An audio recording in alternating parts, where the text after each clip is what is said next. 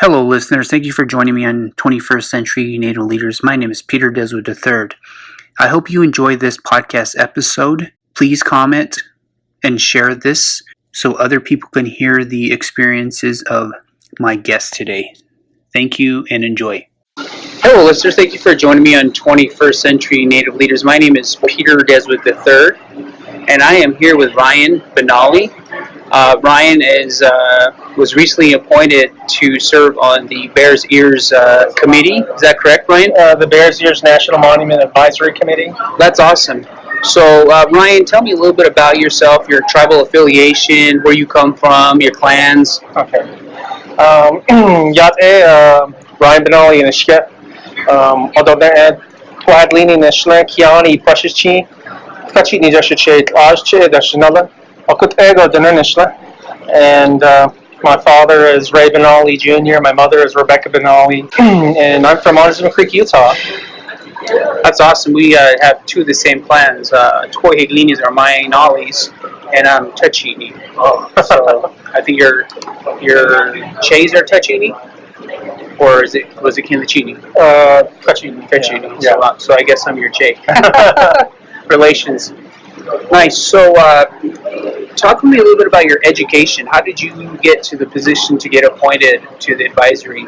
So, with the Bears Ears National Monument, the advisory committee is essentially it is a regional advisory council type of governance for these public land areas like Bears Ears, like Grand Staircase, Escalante National Monument has one. The new exciting Gold Butte National Monument there in Nevada, I think they're organizing themselves as having one as well. So what they require of people is that they know the land, they know the people, and that we understand the specific stakeholders and their needs to what they want from Bears Ears, or if it's a type of lifestyle that they're accustomed to with the types of involvement that they have with the land. We're there to represent them, and I couldn't be more excited to be a part of it. They require that a lot of the members have experience with being actually knowledgeable of the land, which I totally can attest that I am. I lived in San Juan County, where Bears Ears National Monument is, all my life. Part of all the governance side of the things, in terms of it being a council organized structurally, I'm actually a part of two advisory councils and committees. I know a lot of Navajo leaders, they like to say that and people make fun of them, but once you are in these positions, these are important positions to have because you're actually representing people and you have to respect their wishes as well.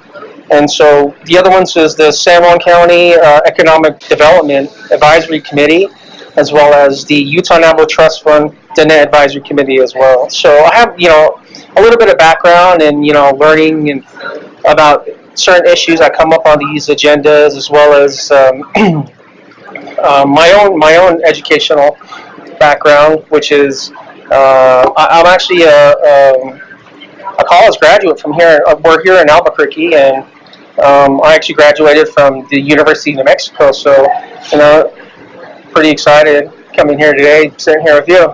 That's awesome. So, you're a graduate from UNM, and what do you do professionally? What type of career do you have? I actually work for the U-Mountain Ute tribe. As you may know, a lot of Navajos, they work with other tribes, like with the Paiutes in Las Vegas, as well as the Southern Paiutes of Tuba City. A lot of the Pima employees are Navajo. We're really a really industrious kind of people, and it's not too unfamiliar to see a lot of Navajo employees there at the U-Mountain Ute tribe like me. I'm an adult education coach in the White Mesa area. So essentially what I do is just I facilitate the program for students that are really unique in that they're not accustomed to, the education in a formal setting in like schools, public schools in the Western sense. We're Native people, so I understand that. And we have programs like the adult education program to help facilitate them and give you that continuing opportunity for them to complete their education. Well, that's pretty cool. So basically, you try to help adults navigate the power structures that exist. Right. Yeah, and there's a lack of some of those opportunities for natives, and I'm just excited to be a part of that for the Ute Mountain Ute tribe. That's awesome. So back to the Bears Ears advisory committee. So how many members serve on that commission? There are, I think there's 15 members that serve on there. And they come from a variety of things. Like there's two at-large people serving at large. There's a couple that are landowners, which the original Obama Bears Ears National Monument Proclamation designated that this advisory committee include those members, as well as tribal interests, as well as special recreation for like sports. There's a lot of rock climbers out there, and I feel that they need representation, and I'm glad that they were put into this advisory council per the Obama designated National Monument Proclamation. And I myself serve in the form of tribal representative. So we hear tribal representatives from our local areas. I'm one of two. The other would be Alfred Ben, and he's actually the current Aneth chapter vice president as well. He's also a member of the descendants of Kayeli. As you know, Kayeli was he was a Navajo headman, and he was actually part of the group that rode with Chief Manuelito during the struggles against the Americans at the time. So they're really proud of their history, and I'm really honored to serve with them. Oh, that's so cool. So you wear three hats, huh? Yeah. Your profession, your two committees you're on. I think that's one thing, like once you get educated in the Western paradigm, you can take that knowledge back and help the people, but blending it with your traditional upbringing. So give me some background on Bears Ears. Why is it so controversial? Why now? What changed in the federal policy for it to become such an issue? What you said is perfectly reminiscent of what's going on. Why now? For millions of years, Bears Ears has been there. It's part of the Navajo kind of mountain kind of region. It's made of igneous rock. It's been there for 22 to 29 million years. So a lot of history, a lot of paleobotanists, a lot of paleontology involvement in the area. So this is actually not a new issue. It was actually brought back in the mid-90s. And there was still, in the San Juan County Commission, there's actually a Native American serving on the commission board there. And when a lot of these environmentalist groups, like Round Rivers, Southern Utah Wilderness Alliance, they're pushing for actually a big, giant wilderness study area called Red Rock Wilderness Area. And it's basically the same boundaries as what the 1.35 million Bears Ears National Monument was back in the mid-90s. And back then, they went to a lot of the chapters and they said no. They went to the commission, who was the sole Native American at the time, and that was Mark Maryboy, and he told them no. And that's in the newspapers. I didn't find out until I actually read about it. I think the council delegate at the time, his name was Andrew So, and they said, no, we want access to the area. We need that access to the area because there's a lot of Navajos, as you understand, they're underdeveloped economically, and it's not no fault of their own. They need a source of heat for the winter. If you know, at every major intersection on the Navajo Nation, there's people selling, coal, and there's people selling firewood that's cut, firewood that's nicely fitted inside truck beds, and sold economic-wise to, our Navajo elders out there that need these sources of heat. So those are reasons why they said no at the time. And I think that those were prudent decisions by our leaders at the time as to why, there shouldn't be these overbearing federal designations like a wilderness study area for the whole area. And so they came around again, like back in, I think, 2013, 2014. But this time, I guess through it's called a CFI. I can't remember what exactly they are. They're the big national, kind of like a conservation group held in San Francisco. And then they essentially said, oh, well, these other times we've tried before, let's just go ahead and slap this on the back of Native Americans, mainly the Navajo. So They came around, and so they got a lot of representation. So the same people that said no, like, Commissioner Maryboy at the time, they got his backing. He was out of office at the time, or in 2014, and somehow they got him to say yes. In the meantime, those of us, who actually use the area are always up there hunting. We've never changed or maintained, or we've always maintained our stance that, I think the area is well protected. It's got 11 federal designations already. A national monument is only just one designation that are available to the president as well as the Congress. There's the national monument, there's national conservation areas, as well as wilderness areas and wilderness study areas. These are heavy federal designations, and 11 of those actually exist within the former, 1.35 million Bears Ears National Monument before it was modified. So a lot of these archaeological sites, like Moon House, the Anasazi ruins, Puebloan ancient ruins, and cultural heritage sites, those are protected. And on top of that, there's actual federal laws that protect these areas as well. And again, on top of that, there's the Manti-La-Sil National Forest area, and as well as the Bureau of Land Management. So you have all these layers of heavy federal protections for the area. So that's the background before there was a national monument put in place. So, a lot of us were going back and forth, and, we just felt that, with everything already in place, with everything, identified and understood as to where these cultural heritage sites were, the areas that needed protection were protected. We just felt that, another layer of bureaucracy just wasn't needed at the time.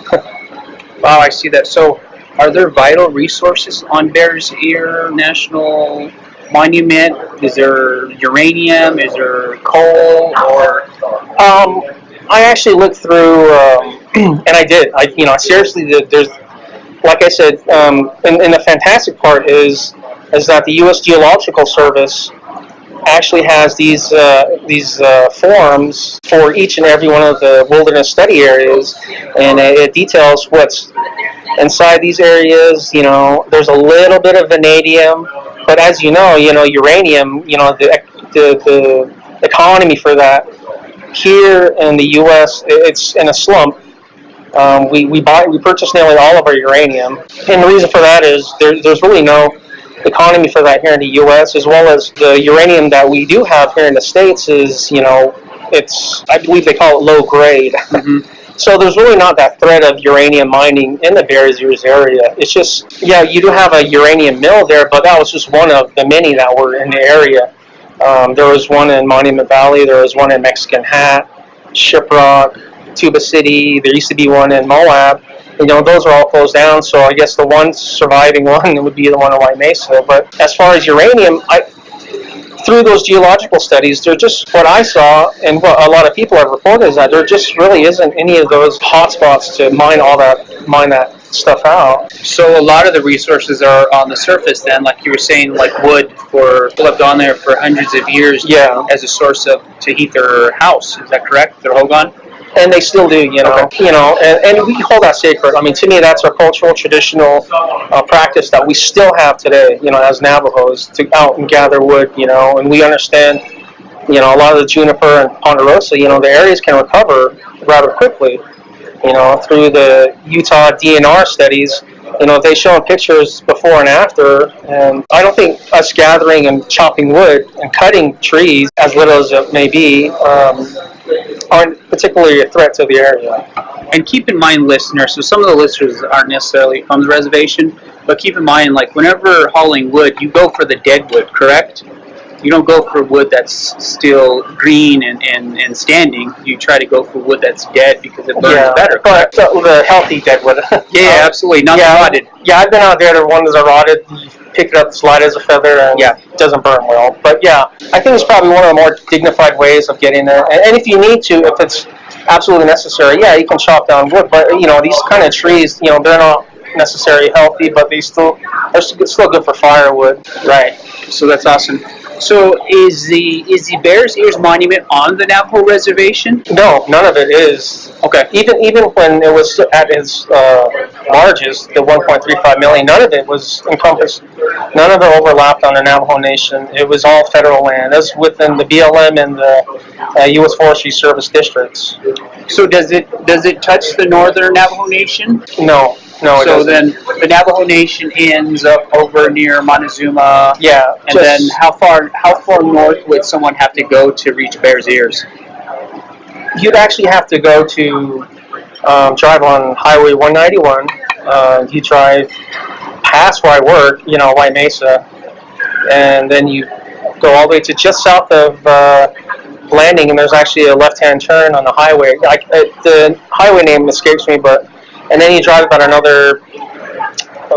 maybe about another 15 minutes. Then you're probably in the former boundaries of the former Bears Ears National Monument.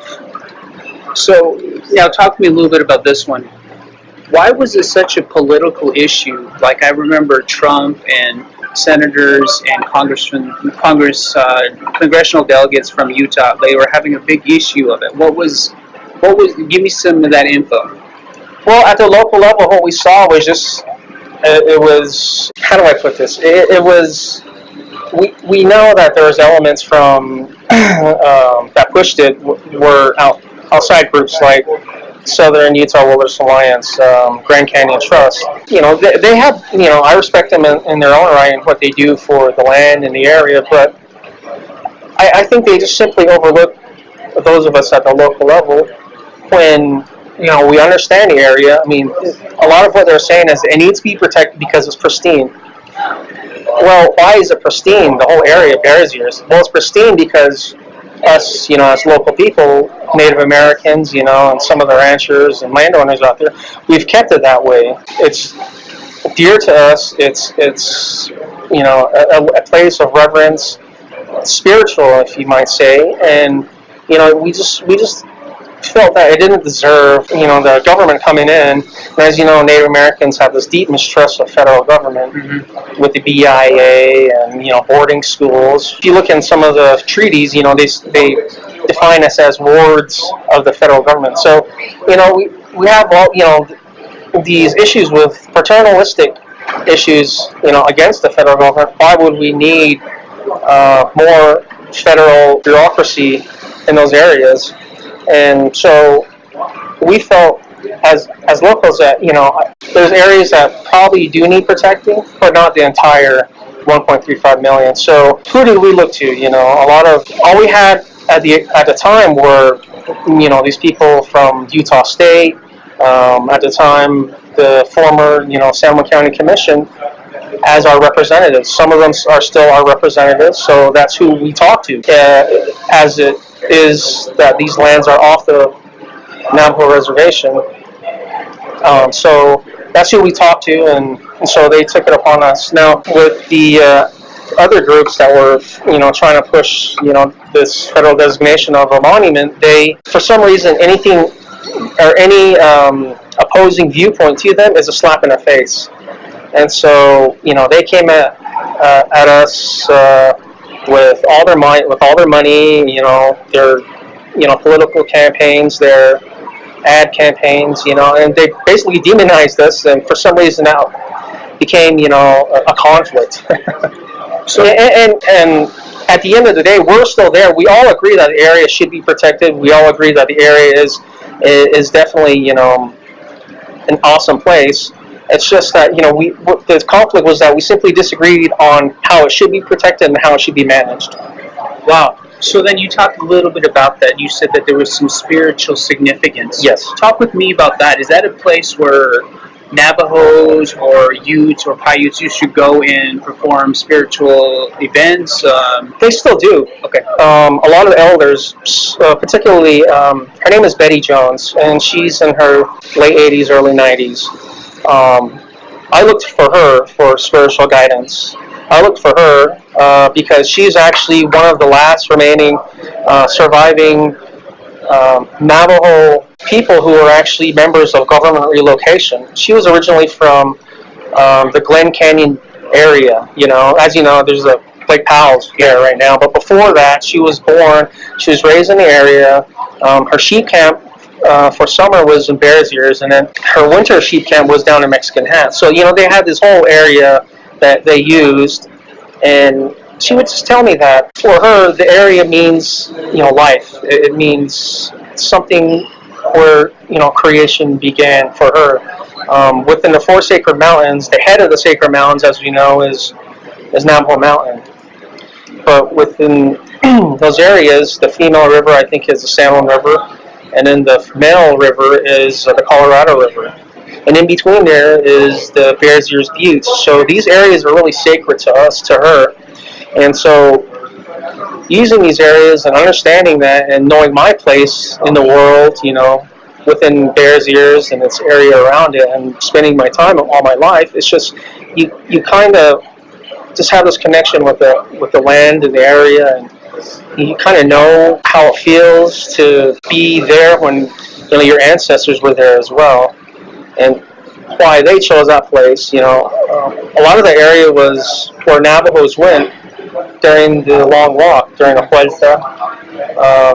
And when they were taken to Bosque Redondo, a lot of Navajos like Cayeli and Manilito, they went there to escape the onslaught of American militarism. So, we all have a stakeholder in that area, and we all have a reason to protect it. So, in a sense, it's culturally significant, sacred, and it's just, to us, it's a place that's alive and just has something all for us.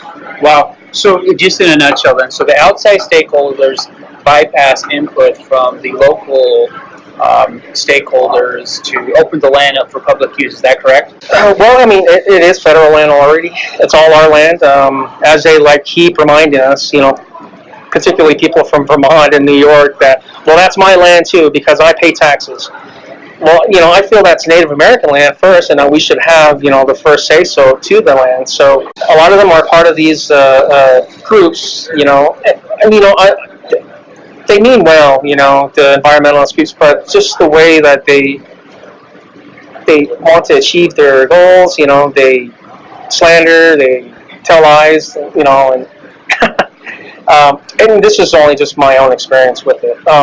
Other people may have, better experiences. It's just that in this particular issue, it's just they went totally to disregard us, and then they simply just said that, oh, well, we feel that these lands are ours, and we should just, we know it better than you. So with a pat on the head, and then they went ahead and, just what you said, bypassed us. So that'd be like us going to New Hampshire or Vermont back east and saying, oh, this is public land, I pay taxes, now let's open it up. Yeah, and that's the thing. There's a national monument just right across the way in central Utah, which is not too far from San Juan County, called Grand Staircase Escalante. Because it's a national monument, because you brought a spotlight to it, well, now they had, I think in the last 5 or 6 years, they had 2,000 to 4,000 cases of vandalism, and then in that same time frame on our side in the Bears Ears area, there's only been 5 or 6 cases of vandalism, and so I think that reflects how we, as locals and people who, attribute our livelihoods to the area, are able to protect the area as well as we can. With that said, I know there's going to be questions about the incident that happened in 2009. There was actually, as you know, there was FBI raids and local law enforcement, and they busted up a illegal Anasazi pot smuggling, or they're taking archaeological finds. Yeah, finds and stuff like that. I actually was kind of taken back because they were charged with selling items above a certain, I think it was, the threshold was $500. Anything below that, that's, and how does this stuff get priced or whatever?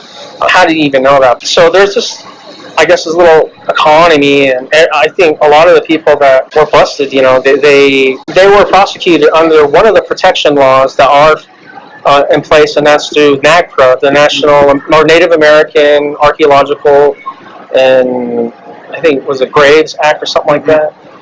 Native American Graves Act. That's one of the protections, and they got, and that's before there was a monument, right? So, I mean, there you go. I mean, that's one instance of protection, heavy protections for the area, and it didn't need a national monument. I'm not here to say, I'm pro monument or against the monument, whatever. To me, I think it's just that here it is that we're all pro monument now because the monument exists, right? It's out there, and anybody who sits on the advisory committee understands that the monument's legit, right?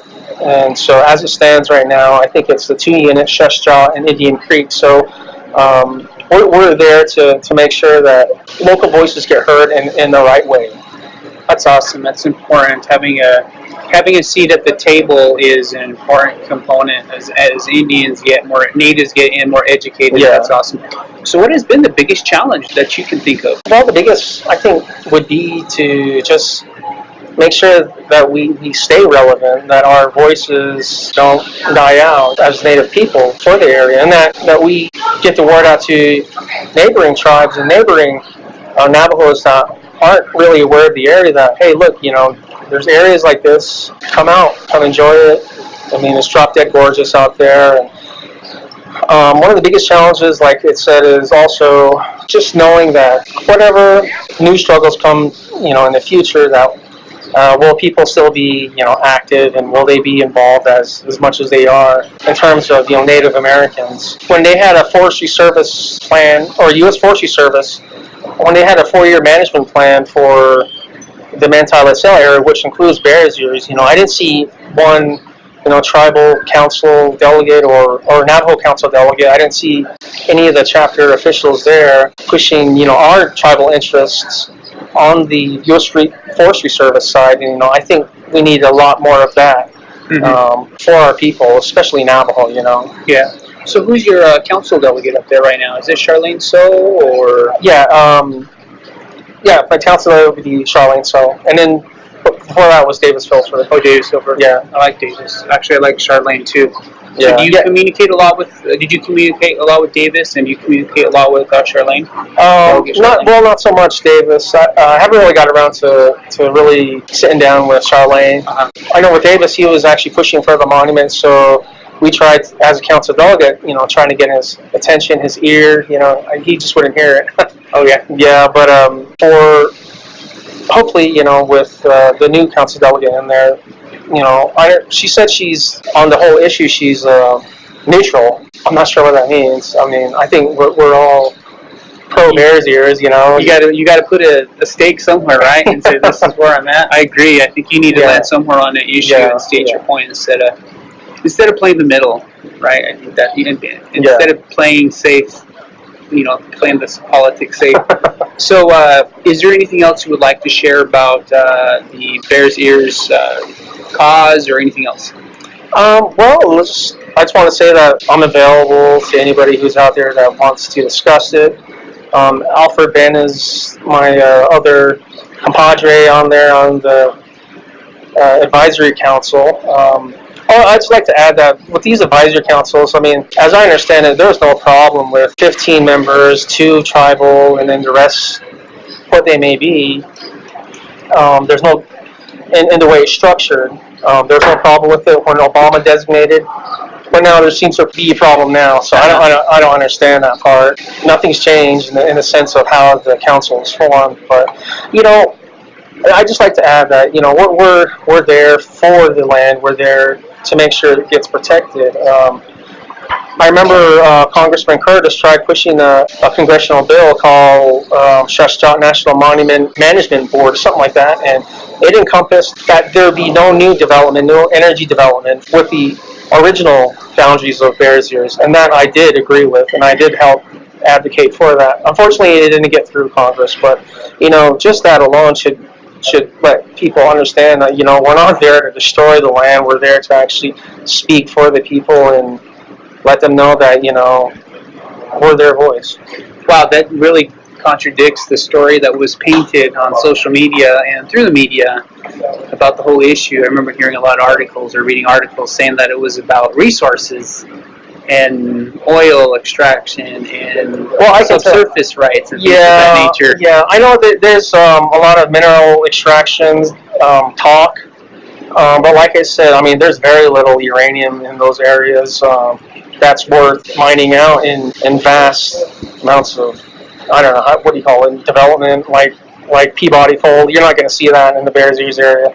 Not with 11 federal designations already set in place, and the BLM having their protection laws, as well as the Forestry Service having their protection laws. I mean, the area is unique. It's pristine. We love it the way it is. And so, in terms of, I think there's just a little bit of vanadium, but I'm not even sure what vanadium. And that's in the dark skies wilderness area, so that's never going to be extra. I mean, the whole area, we're just going to keep it as it is. Why? Because we've always been respectful of the area, of the land, and we're just there for the people. Nice. So you talked about people contacting you. How can people contact you? Well, actually, probably through my email is the best shot. I'm on Yahoo, so I'm one of the sole survivors on Yahoo Mail. So I'm at it's Ryan1_84534 at yahoo.com, and that's RYAN the number 1_84534 at yahoo.com. And I'll put that in the show notes, listener, so you can email Ryan. Do you frequent social media?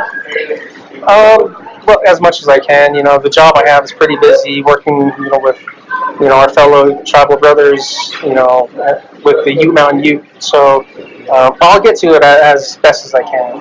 That's cool. Well, I appreciate you being on the show and educating me on Bears Ears. I always wondered what was going on, and like I said, I only heard what I saw on social media or the media, and this kind of clears up a lot of those misconceptions. And I think that's one thing that's important for Native people is to educate on issues, and let people know what's going on and keep them aware of and current on issues that are important. I mean, it's something that's important in your community and something that you're fighting for. And I think we're all fighting for different things in each of our communities. So that's pretty important. So I appreciate you being on the show. Thank you. All right, man. We're all set. All right. Hello, listeners. I hope you enjoyed this episode, listening to the challenges and the tribulations of the guests that I had today. Please follow me on 21st Century Native Leaders. Go to my page, give my page a like for future episodes, and also for quotes from books that I read, articles that I read, and the pictures are from Indian country, but in particular the Navajo Nation. So I hope you enjoyed this. Hopefully you come back and hear another future episode. Have a good day. Yeah.